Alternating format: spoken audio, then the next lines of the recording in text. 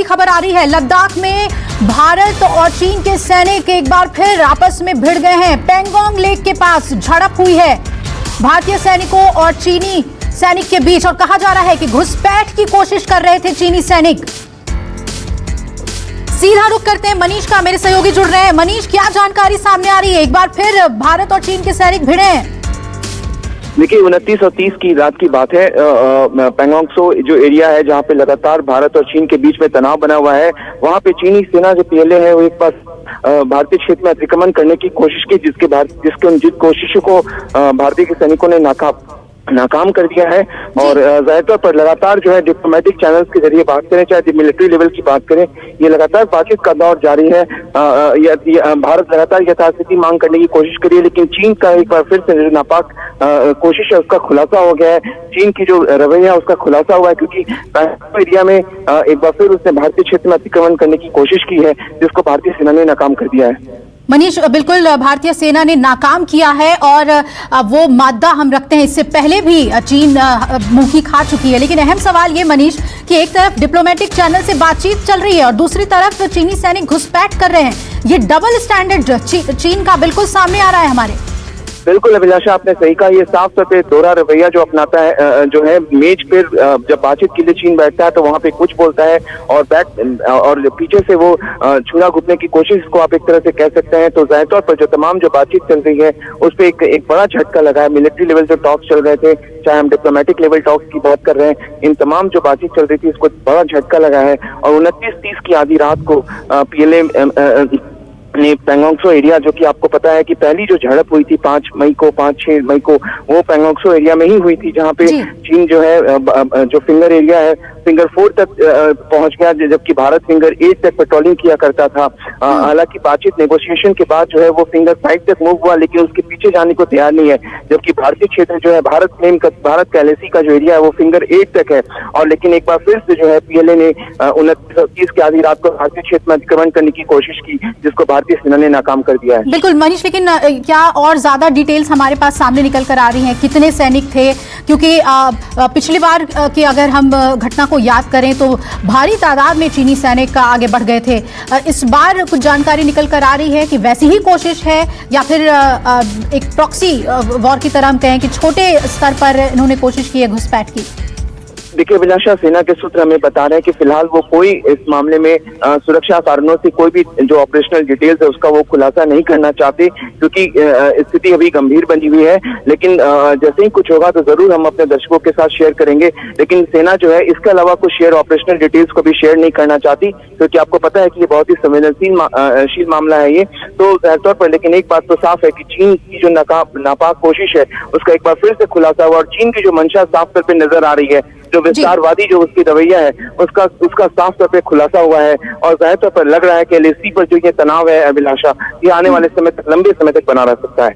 जी बिल्कुल मनीष, आपने सही कहा। और सबसे बड़ी बात ये हाईली सेंसिटिव इशू है भारत के लिए, इसीलिए बहुत ज्यादा डिटेल्स सामने नहीं आए। लेकिन सबसे बड़ी बात कि उनकी कोशिश को नाकाम कर दिया है भारतीय सैनिकों ने। प्रशांत गुप्ता भी मेरे सहयोगी जुड़ रहे हैं ज्यादा अपडेट के साथ। प्रशांत, हमारे डिप्लोमेटिक टॉक्स जारी हैं और उसके बाद चीन की ये हरकत।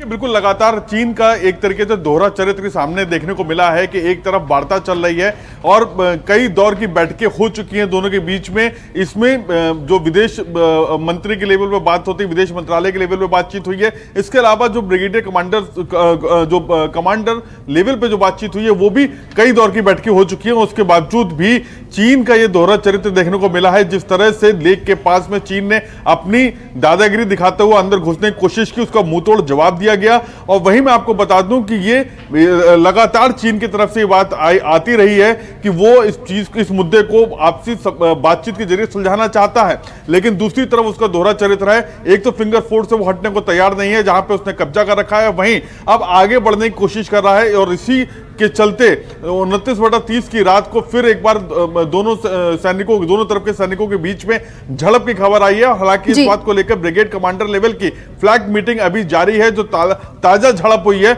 उसको लेकर दोनों पक्षों के बीच में बातचीत चल रही है फिलहाल। बिल्कुल प्रशांत, आपके पास हम लौटेंगे। हमारे साथ जनरल गुरमीत सिंह भी जुड़ गए हैं, उनसे बात कर लेते हैं। गुरमीत सिंह जी, जिस तरह की खबर आ रही है, चीनी सेना की तरफ से घुसपैठ की जा रही थी, भारतीय सेना ने उसे नाकाम कर दिया है। इससे पहले भी जब पहली बार इसी इलाके में उन्होंने घुसपैठ की कोशिश की थी, हमने एक्स्ट्रा फोर्सेस डिप्लॉय किए थे। अब जो स्ट्रैटेजी है हमारी, वो अब और अग्रेसिव होनी चाहिए। जनरल गुरमीत सिंह जी।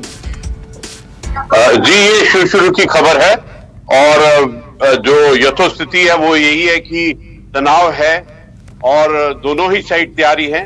स्पेशली भारतीय सेना तो इसके लिए तैयारी ही है, क्योंकि 15 जून के बाद में चाइना के ऊपर में कोई ट्रस्ट नहीं है और कुछ भी हो सकता है। उसके लिए तैयारी रहना बिल्कुल जरूरी है और इसकी और डिटेल आने की थोड़ी और जरूरत है।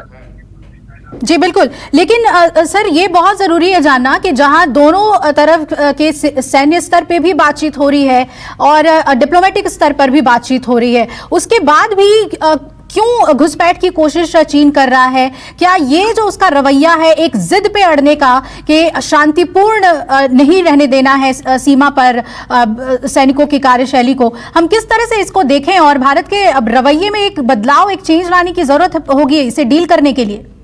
आपने बिल्कुल ठीक कहा। देखिए, चाइना की जो जितनी भी हरकतें हैं उसमें एग्रेसिवनेस और प्रोवोकेटिवनेस है, ये हमने अप्रैल के एंड से ही देखा है। और ना केवल सिर्फ ईस्ट लद्दाख में, पूरे विश्व में जहां पर भी चाइना ने अपना फ्रंट खोला है, वहां हर एक जगह में देखने को मिला है कि एक एग्रेसिवनेस है, प्रोवोकेटिवनेस है। और खासतौर पर ईस्ट लद्दाख में आपने ठीक कहा कि तकरीबन 16 मीटिंग्स हो चुकी हैं, जिसपे 5 मिलिट्री लेवल के ऊपर में, 4 working mechanism, consultation, coordination, special representative level, और इसके अलावा जो चीन के अंदर में हमारे एम्बेसडर हैं, उन्होंने भी मीटिंग की है। उसके बावजूद भी एक डिलेइंग टैक्टिक्स करना, एक अग्रेसिवनेस, एक प्रोवोकेटिवनेस, ये तो बिल्कुल ठीक नहीं है। और देखिए, भारत तो इस बात पर पहले से चौकन्ना है, क्योंकि जो 15 जून को भारत ने सबक सीखा है। नमस्कार, मैं हूं मानक गुप्ता। अगर आपको हमारा ये वीडियो पसंद आया हो तो इसे लाइक और शेयर जरूर करें, और हां, हमें सब्सक्राइब और फॉलो करना ना भूलें, ताकि आप देश और दुनिया की कोई खबर मिस ना करें।